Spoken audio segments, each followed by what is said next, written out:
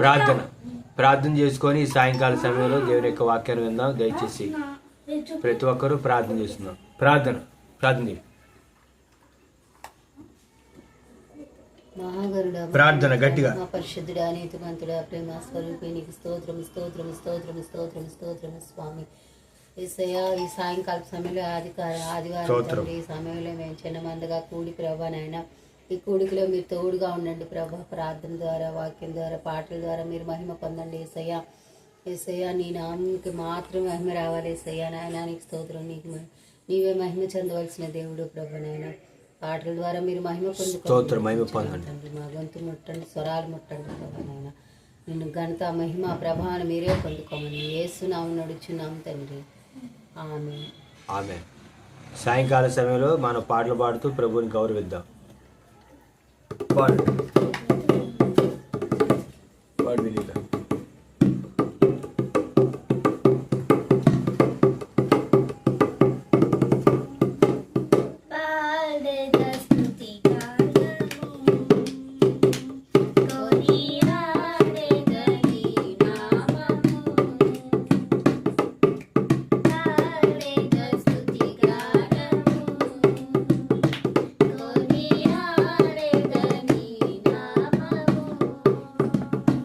నీ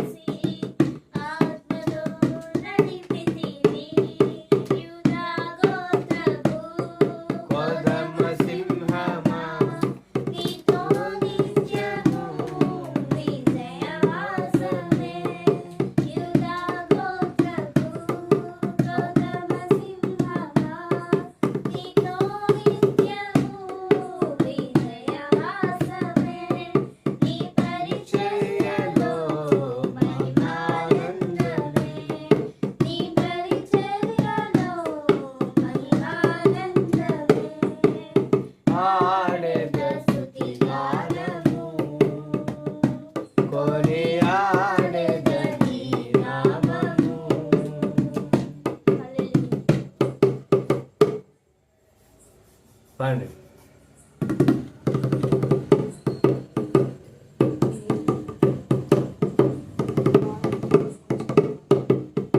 పాడాలి, ఆలస్యం చేయకుండా మరో పాట. ఘనమైనవి నీ కార్యములు నా ఎడల, స్థిరమైనవి నీ ఆలోచనలు నా యేసయ్యా. ఘనమైనవి నీ కార్యములు నా ఎడల, స్థిరమైనవి నీ ఆలోచనలు నా యేసయ్యా. కృపలను పొందుచు కృతజ్ఞత కలిగి స్తుతులర్పించెదను అన్ని వేళలా. కృపలను పొందుచు కృతజ్ఞత కలిగి స్తుతులర్పించెదను అన్ని వేళలా.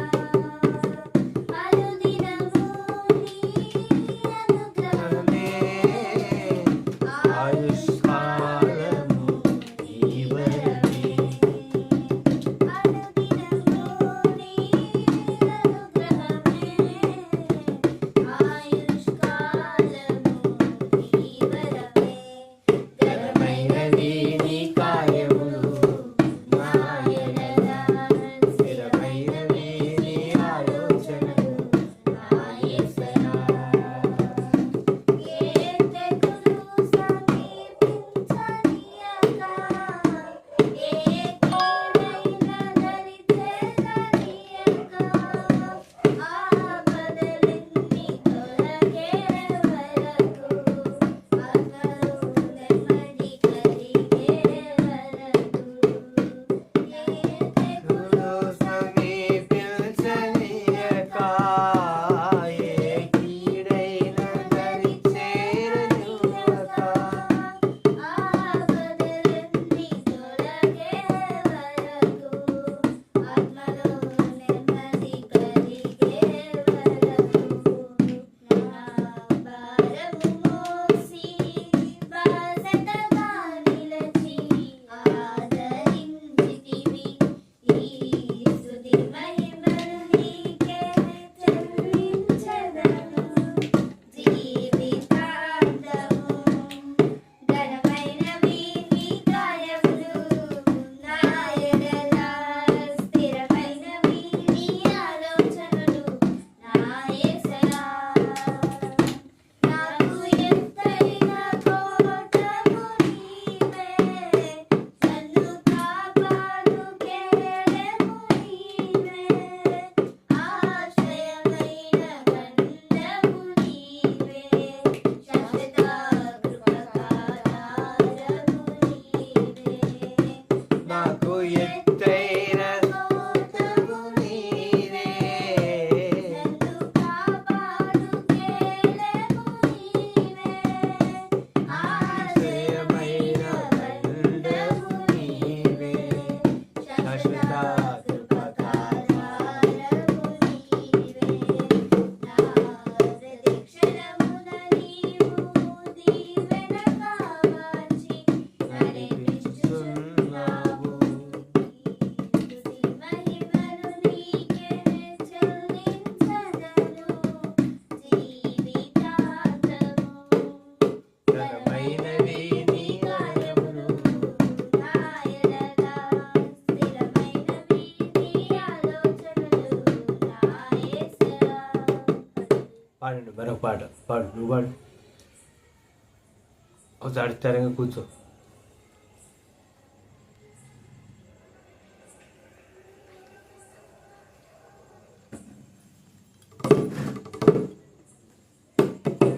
పాడు, ఈ లోపల నువ్వు పాడు.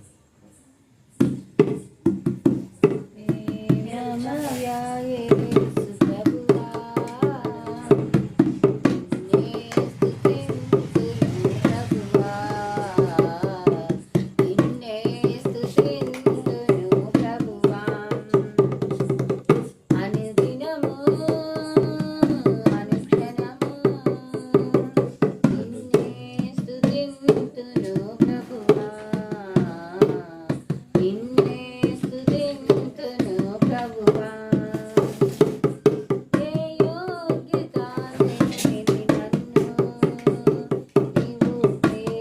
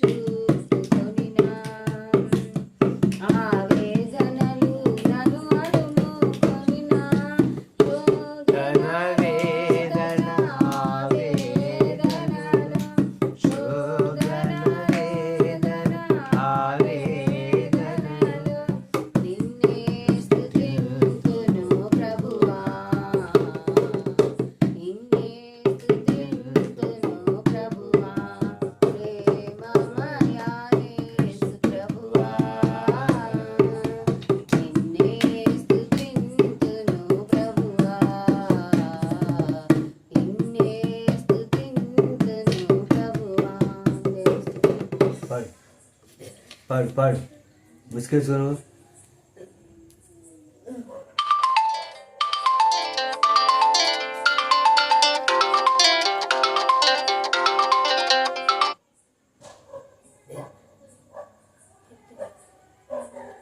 పాడు పాడు.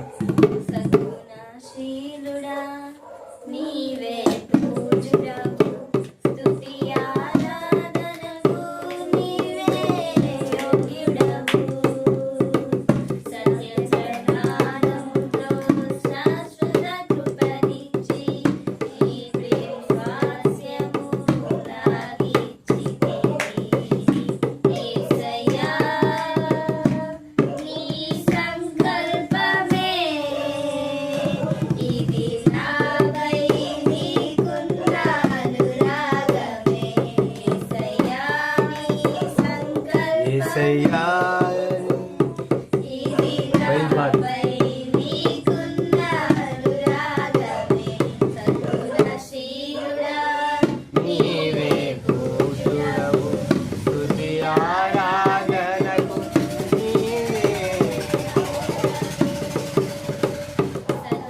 సత్యప్రకారములో శాశ్వత కృపనిచ్చి నీ స్వాస్యము నాకిచ్చితివి సిలువ సునాదమును నా శ్రమ దినమున మధుర గీతికగా మదిలో వినిపించి సిలువ సునాదమును నా శ్రమ దినమున మధుర గీతికగా మదిలో వినిపించి సిలువలో దాగిన సర్వసంపదరించి శాంతిమయముగా కనపరచితివి నీ ఆత్మశక్తితో సిలువలో దాగిన సర్వసంపదరించి శాంతిమయముగా కనపరచితివి నీ ఆత్మశక్తితో సద్గుణశీలుడా నీవే పూజుడవు స్తుతి ఆరాధనకు నీవే. సత్య ప్రమాణముతో శాశ్వత కృపనిచ్చి నీ ప్రియుని స్వాస్యము నాకిచ్చితివి.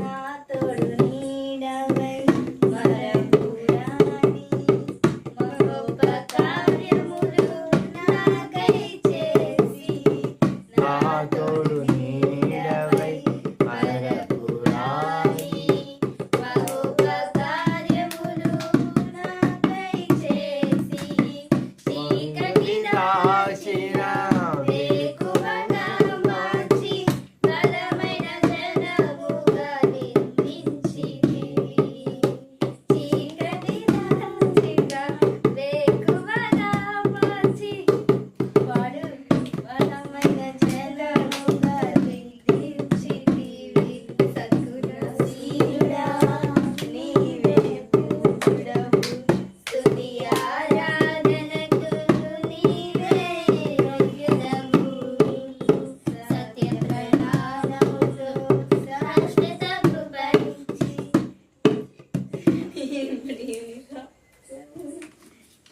ప్రార్థన చేసుకొని సాయంకాల సమయంలో దేవుని యొక్క వాక్యాన్ని మనం విందాం. దయచేసి వచ్చిన ప్రతి ఒక్కరూ తనలో ఉంచండి, కళ్ళు మూసుకొని ప్రార్థన చేసుకొని దేవుని యొక్క వాక్యాన్ని మనం సాయంకాల సమయంలో విందాం. ప్రార్థన అందరూ తనలో ఉంచాలి, కళ్ళు మూసుకోవాలి. వాక్యం వినాలి, అశ్రద్ధగా ఉండకూడదు. దేవుని సన్నిధిలో అశ్రద్ధగా మనం ఉండకూడదు. యేసుక్రీస్తు ప్రభు సన్నిధిలో ప్రార్థన. భూమిని ఆకాశాన్ని సృష్టించి పరిపాలించినటువంటి మా పరిపాలకుడు, జగత్రక్షకుడు, సర్వాధికారివి, నీతిమంతుడవు ప్రభా, నీకు కృతజ్ఞతాస్తుతులు. నీ వాక్యంలో నుంచి నీ ఆత్మ సహాయంతో నాతో మాతో శబ్దంతో వింటున్నటువంటి వారితోనూ, పరిశుద్ధ తండ్రి ఫేస్బుక్లోను యూట్యూబ్లోను చూస్తున్నటువంటి వారితో తేటగా సూటిగా మాట్లాడి ప్రభా నన్ను మరుగుపరిచి నా నోట నీ మాట ఉంచి మీరే మాట్లాడమని యేసుక్రీస్తు నామమున అడుగుతున్నాను పరిశుద్ధ తండ్రి, ఆమేన్. దేవుని యొక్క వాక్యాన్ని విందాం. మనం పరిశుద్ధ గ్రంథంలో నుండి కీర్తన గ్రంథము 11వ అధ్యాయము 4వ వచనాలు చదువుకుందాం. దేవుని వాక్యాన్ని చదువుకుందాం. ప్రధాన ప్రధాన గాయకునికి దావీదు రాసినటువంటి కీర్తన 11వ అధ్యాయము దేవుని వాక్యం 4వ చరణం. యెహోవా తన పరిశుద్ధాలయంలో ఉన్నాడు. యెహోవా సింహాసనం ఆకాశం మందున్నది. ఆయన నరులను కనులారా చూచుచున్నాడు. తన కనుదృష్టి చేత ఆయన వారిని పరిశీలించున్నాడు.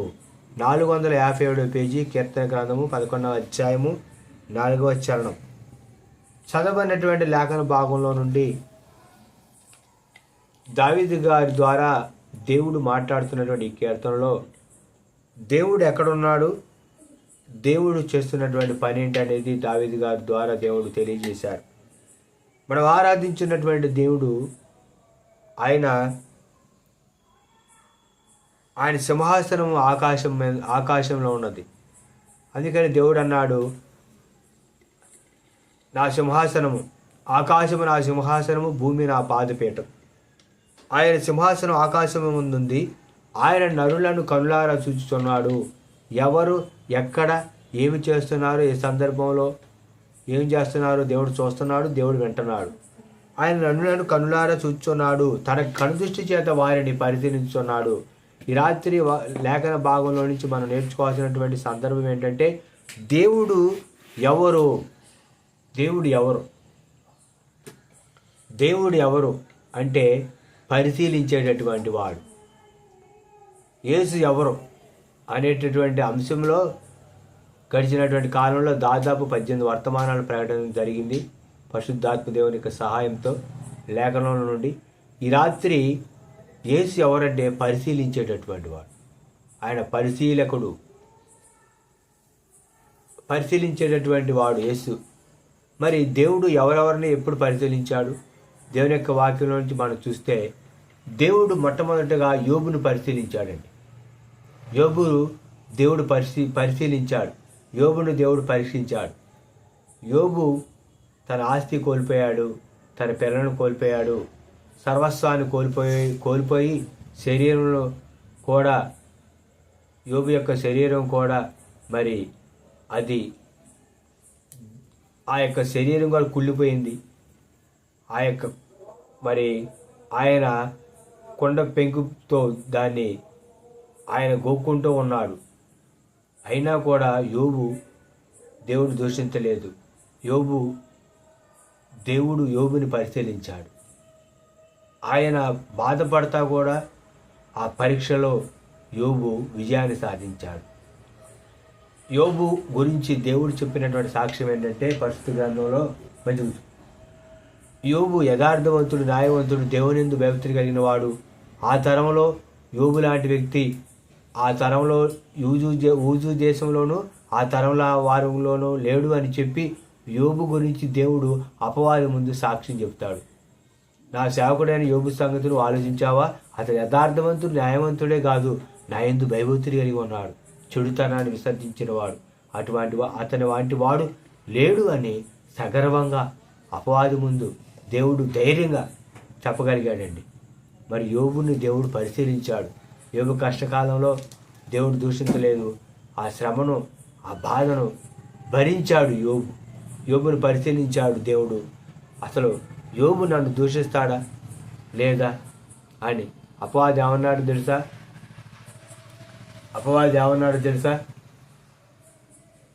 దేవుడితో, నీవు యోబు చుట్టూ కంచె వేశావు, ఆ కంచె తీసేస్తే యోబు నిన్ను దూషిస్తాడు అని చెప్తే దేవుడు అతని ప్రాణాన్ని ముట్టొద్దు అని చెప్పాడు. యోబు ఆస్తి కోల్పోయాడు, తన యొక్క పిల్లలను కోల్పోయాడు, శరీరం కూడా మరి బలహీనంగా ఉంది. అయినా సరే యోబు ఎప్పుడు దేవుడు దూషించలేదు. యోబును దేవుడు పరిశీలించినప్పుడు ఆ పరిశీలనలో యోబు విజయాన్ని సాధించాడు. తన యొక్క విశ్వాస పరీక్షలో ఆయన నిలబడ్డాడు. కనుక ఈ రాత్రి దేవుడు ఎవరంటే యేసు ఎవరో తెలుసా? పరిశీలించేటటువంటి వాడు. ఆయన పరిశీలిస్తాడు. మన యొక్క విశ్వాస ఆత్మీయ జీవితాన్ని పరిశీలించేటటువంటి వాడు దేవుడు యోబును పరిశీలించడమే కాదండి, పరిశుద్ధ గ్రంథంలో చాలామందిని దేవుడు పరిశీలించాడు. దావీదుని దేవుడు పరిశీలించాడు. దావీదు తన జీవితంలో మరి ఆయన పాపం చేసినప్పుడు, దేవుడి మాట వినకుండా ఉన్నప్పుడు, అవిధేయుడిగా ఉన్నప్పుడు దేవుడు నాతాను ప్రవక్తను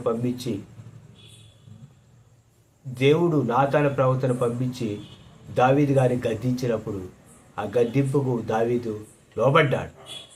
అందుకనే దావీదు గారు ప్రార్థన చేస్తూ అంటారు, దేవా నన్ను పరిశోధించు, నన్ను పరీక్షించు, నీకు ఆయాస్కరమైనటువంటి మార్గం నా ఉన్నదేమో చూడు, విశ్వపుతో నన్ను కడుగు, హిమం కంటే తెల్లగా మార్చని తాను దేవుడి సంధిలో పశ్చాత్తాపడతాడు. ప్రార్థనలో దేవుడు యోబును పరిశీలించాడు. దావీదు గారిని కూడా దేవుడు ఏం చేశాడంటే పరిశీలించాడు. నాతాను ప్రవక్త ద్వారా గద్దించినప్పుడు దావీదు గారు దేవుడికి లోబడ్డాడు. తిరిగి దావీదు యొక్క పూర్వము వైభవాన్ని దేవుడు దావీదు గారికి ఇచ్చారు. కనుక ఈ రాత్రి మనం ఆరాధించే దేవుడు ఎవరండి? పరిశీలిస్తాడు. పరిశీలకుడు అనే మాట పరిశుద్ధ గ్రంథంలో వ్రాయబడి ఉంది. చాలామంది అంటూ ఉంటారు దేవుడు చూడట్లేదు అంటూ ఉంటారు. దేవుడు చూస్తున్న దేవుడు. మనం ఆరాధించే దేవుడు ఎవరో తెలుసా? ఆకాశమందు ఉన్న దేవుడు. ఆయన నరులను కనులారా చూస్తున్నాడు అని పరిశుద్ధ గ్రంథంలో తేటగా వ్రాయబడింది. కనులారా చూస్తున్న దేవుడు. అదే మాట కొత్త నిబంధన గ్రంథంలో ఏమని వ్రాయబడిందో తెలుసా? ఆయన యొక్క దృష్టికి కనపడిన స్పష్టం ఏమీ లేదు. ఆయన దృష్టికి సమస్తం కూడా ఎలా కనపడుతుంది తెలుసా? తేటగా కనపడుతుంది. ఆయన చూసే దేవుడే కాదు, పరిశీలించే దేవుడు కూడా. అబ్రహాము గారిని దేవుడు పరిశీలించాడు.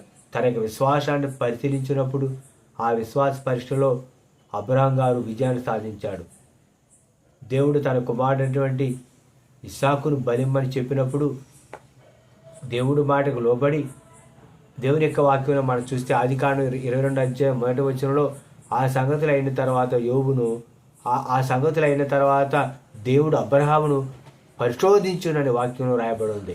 22 అధ్యాయం ఆదికాండంలో మనం చూస్తే దేవుని యొక్క వాక్య భాగంలో నుండి 22 అధ్యాయం 1వ వచనం 16వ పేజీ చూడండి. ఆ సంగతులు జరిగిన తర్వాత 22 అధ్యాయం 1వ వచనం, ఆ సంగతులు జరిగిన తర్వాత దేవుడు అబ్రహామును పరిశోధించెను. దేవుడు అబ్రహామును పరిశోధించాడు. ఏ సంగతులు జరిగిన తర్వాత? దేవుడు అబ్రహాం గారికి సంతానం ఇచ్చారు. తన యొక్క కుమారుడు లేక పుట్టినటువంటి ఇస్సాకు పాలు విడిచిన దినమందు అబ్రహాము గొప్ప విందు చేశాడని దేవుని యొక్క వాక్యము ఆదికాండము 21 అధ్యాయంలో రాయబడింది.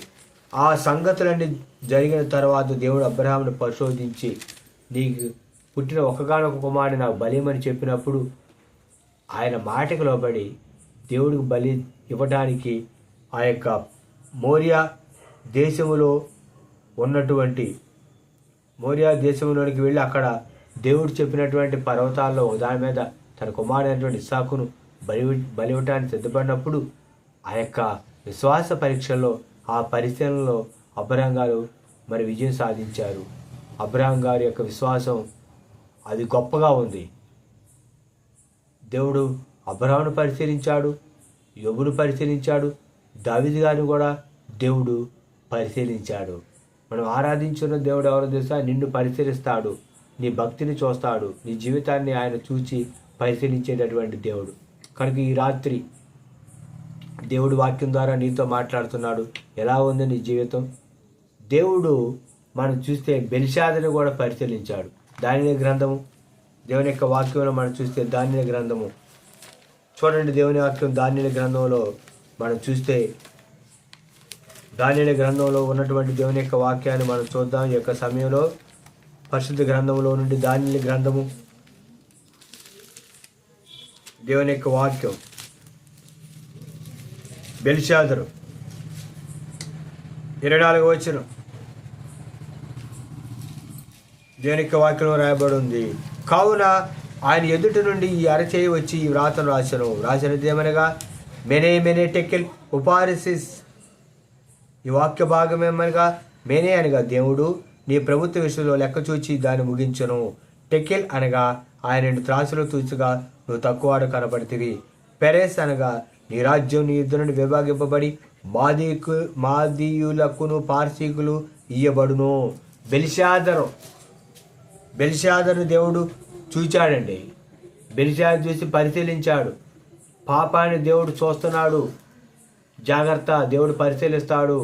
పాపంలో వచ్చి జీతం మరణం, పాపం చేయవాడు పాపాన్ని దాసుడు, ఎవడు పాపం వాడిని పట్టుకొనును అని దేవుని యొక్క వాక్యంలో స్పష్టంగా వ్రాయబడి ఉంది. దేవుడు పరిశీలించాడు బెల్షాజరుని.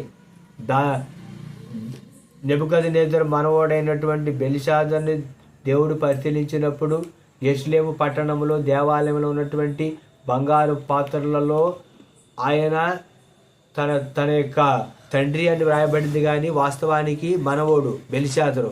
ఆ బెల్షాజరు తన యొక్క పితరులను తండ్రిగా పిలిచేటటువంటి సంస్కృతి ఉన్నటువంటి ఆ దేశంలో తన యొక్క పితరుడైనటువంటి నెబుకద్నెజరు గారు యెరూషలేము పట్టణంలో దేవుడు సొలొమోను ద్వారా కట్టించినటువంటి దేవాలయంలో ఉన్నటువంటి వెండి బంగారు పాత్రను బబులోను సామ్రాజ్యానికి తీసుకొని వచ్చి తన యొక్క దేవత గుడిలో వాటిని ఉన్నప్పుడు ఆ గుడిలో ఉన్నటువంటి బంగారు వెండి పాత్రను తీసుకొని వచ్చి బెల్షాజరు తనతో పాటు ఉన్నటువంటి వారు తన యొక్క దేవుని వాక్యంలో రాయబడి ఉందండి. మనం చూస్తే 5వ అధ్యాయంలో దానియేలు గ్రంథము, రాజు బెల్షాజరు తన అధిపతులలో 1000 మందికి గొప్ప విందు చేయించి తన రాణులు తన ఉపపత్తులను వాటి ద్రాక్షారసం పోసి తాగునట్లు తన తండ్రి నెబుకద్నెజరు యెరూషలేములో ఆలయం నుండి తెచ్చిన వెండి బంగారు పాత్ర తెమ్మని ఆజ్ఞయించెను. బెల్షాజరుని దేవుడు చూశాడు. నెబుకద్నెజరు గారు తీసుకొచ్చినట్టు వెండి బంగారు పాత్రను తీసుకొని వచ్చి వాటిలో ద్రాక్షారసం పోసుకొని తాను తన యొక్క రాణులు తన యొక్క ఉపపత్తులందరూ తాగుతూ 1000 మందితో గొప్ప విందు చేయించినప్పుడు దేవుడు బెల్షాజరుని చూచాడు. బెల్షాజరుని చూచి ఒక చెయ్యి వచ్చి గోడ మీద రాసినప్పుడు దాని యొక్క భావం తెలియపోతే దానియేలు గారు పిలిచినప్పుడు దానియేలు గారు తన యొక్క భావాన్ని, ఆ యొక్క వ్రాత యొక్క భావాన్ని తెలియజేశారు. మేనే టెకెల్ ఉపారిసిస్. మేనే అనిగా దేవుడు నీ ప్రభుత్వ విషయంలో లెక్క చూచినప్పుడు నువ్వు తక్కువ వాడికి కనపడతావు. నీ రాజ్యం నీ యొద్ద నుండి తీసివేయబడి మాదీయులకు పార్తీయులకు ఆ యొక్క రాజ్యం వెళ్ళిద్ది అని దేవుడు దానియేలు గారి ద్వారా ఆ యొక్క రాత యొక్క భావాన్ని తెలియజేశారు. కనుక ఈ రాత్రి దేవుడు వాక్యం ద్వారా మనతో స్పష్టంగా మాట్లాడుతూ ఉన్నాడు. అంతేకాకుండా యేసుక్రీస్తు ప్రభువారు పరిశీలించాడు. ఎవరినో తెలుసా? నతానేలు నువ్వు అంజూరపు చెట్టు కింద ఉన్నప్పుడు నేను నిన్ను చూశానండి దేవుడు చెప్పాడండి. నతానేలు అన్నాడు, నజరేతులోని మంచిదే వచ్చిద్దా అన్నాడు. కానీ నజరేతులో నుండి మంచిదేదైనా వచ్చిందా అని ప్రవక్తలు చెప్పారు. నజరేతులో మంచిదేది రాదు అని నతానేలు అన్నాడు. కానీ నజరేతులో పెరిగాడు మంచివాడు. ఆ మంచివాడి ద్వారా ఆ నజరేతు పట్టణానికే మంచి పేరు వచ్చింది. కనుక నతానేలు దేవుడు పరిశీలించాడు. ఫిలిప్పు నతానేలు తీసుకొని వచ్చినప్పుడు, నేను బోధకుడిని కనుగొంటుంది అని తీసుకొని వచ్చినప్పుడు, నేను మెస్సీయని కనుగొంటుంది అని తీసుకొని వచ్చినప్పుడు యేసుక్రీస్తు ప్రభువు నతానేలు తన మాట ఏంటంటే, యోహాను సువార్తలో, నతానేలు నేను నిన్ను అంజూరపు చెట్టు దగ్గర ఉన్నప్పుడే నేను చూశాను. యేసుక్రీస్తు ప్రభువారు నతానేలుతో ఆయన తెలియజేస్తారు. దేవుని యొక్క వాక్యంలో మనం చూస్తే యోహాను సువార్తలో ఈ యొక్క విషయము నేను చదువుతాను, జాగ్రత్తగా వినండి. దేవుని యొక్క వాక్యం చూడండి, చాలా వాక్యం చూడు. దేవుని యొక్క వాక్యము యోహాను సువార్త 1వ అధ్యాయం. దేవుని యొక్క వాక్యాన్ని మనం చూద్దాం. 47వ వచనం. యేసు నతానేలు తన యొద్దకు వచ్చాడు చూచి, ఇదిగో ఇతడు నిజంగా ఇశ్రాయేలీయుడు, ఇతని యందు ఏ కపటం లేదని అతని గురించి చెప్పాను. నీవు నన్ను ఎలాగ ఎరుగుదు అని నతానేలు ఆయన అడుగుగా, యేసు, ఫిలిప్పు నిన్ను పిలవక మునిపే నీవు ఆ అంజూరపు చెట్టు కింద ఉన్నప్పుడే నేను చూచిద్దని అతనితో చెప్పాను. నతానేలు, బోధకుడా, నీవు దేవుని కుమారుడవు, ఇశ్రాయేలుకు రాజు అని ఆయనకు ఉత్తరం ఇచ్చాను. అందుకు యేసు, ఆ అంజూరపు చెట్టు కింద నిన్ను చూచితినని నువ్వు చెప్పినందువల్ల నువ్వు నమ్ముతున్నావా? వీటికంటే గొప్ప కార్యములు చూద్దామని ఆయనతో చెప్పాను. దేవుని యొక్క వాక్యంలో మనం చూస్తే 46వ వచనం. అందుకు నతానేలు, నజరేతులో నుండి మంచిదైన రాగలదా అని అతను అడుగా, వచ్చి చూడమని ఫిలిప్పు అతనితో అనెను. యేసుక్రీస్తు ప్రభువారు నతానేలు చూశారండి. ఎక్కడో తెలుసా? అంజూరపు చెట్టు కింద. ఆ అంజూరపు చెట్టు కింద ఉన్నప్పుడే నతానేలు చూసి నతానేలు పరిశీలించి ఇతనిలో ఏ కపటం లేదు, ఇతడు ఇజ్రాయిలుడని నతానేలు గురించి యేసుక్రీస్తు ప్రభువారు సాక్ష్యం చెప్పారు. కనుక ఈ రాత్రి దేవుడు వాక్యం ద్వారా నీతో నాతో తేటగా సూటిగా ఈ యొక్క యూట్యూబ్ ద్వారా ఫేస్బుక్ ద్వారా మాట్లాడుతున్నారు. యేసు ఎవరో తెలుసా? పరిశీలించేవాడు, పరిశీలిస్తాడు యేసు.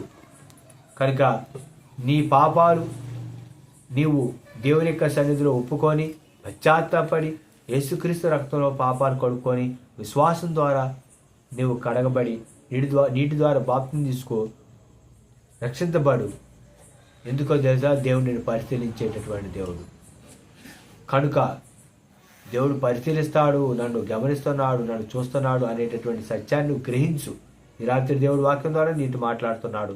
ఇటు మాటలు ప్రభు దీవించి మన వెనుకలు ఆశీర్వదించి ఆయన కొరకు సాక్షిగా బ్రతకడానికి ప్రభు కృప అనుగ్రహించును గాక. ఇటు మాటలు ప్రభు దీవించును గాక. ఆమేన్. ప్రార్థన చేసుకున్నాం ప్రతి ఒక్కరు ఈ సమయంలో. ప్రార్థన. దేవుని వాక్యాన్ని బట్టి ప్రార్థన చేద్దాం. దేవుడి సన్నిధిలో పరిశుద్ధమైన తండ్రి, ఈ రాత్రి నీవు పరిశీలించేవాడువని నీ వాక్యం ద్వారా తెలియజేసిన విధానాన్ని బట్టి నిండు మనసుతో కృతజ్ఞతలు స్తోత్రాలు. నిన్న వాక్యాన్ని మాత్రం కూడా భద్రపరచండి. నీ మాట ప్రకారం నడుచుకున్నట్టుకు నాకును మాకొక్కరికి సహాయం చేసి కృపించి బలపరచమని యేసుక్రీస్తు నామమున నడుచున్నాను తండ్రి. ఆమేన్. మన తండ్రి దేవుని ప్రేమ, ప్రభు కృప, పరిశుద్ధాత్ముడు మన బలపరిచి ఆయన అక్కడ సిద్ధపరిచి ఆయన కొరకు సాక్షిగా జీవించుటకు ప్రభు తన కృపతో నింపి నడిపించి బలపరచును గాక. ఆమేన్. మన ప్రభువును రక్షకుడు నీతిమంతుడు యేసుక్రీస్తు నామమున మీ అందరికీ వందనాలు. మా యొక్క మోస్ట్ హై ఫెలోషిప్ యూట్యూబ్ ఛానల్ను లైక్ చేయండి, సబ్స్క్రైబ్ చేసుకోండి. మీ విలువైనటువంటి సూచనలు సలహాలు కామెంట్ ద్వారా మాకు తెలియజేయండి. ప్రభువుకు మహిమ ఘనత ప్రభావాలు కలుగాక. ఆమేన్. యేసుక్రీస్తు నామములో అందరికీ వందనాలు.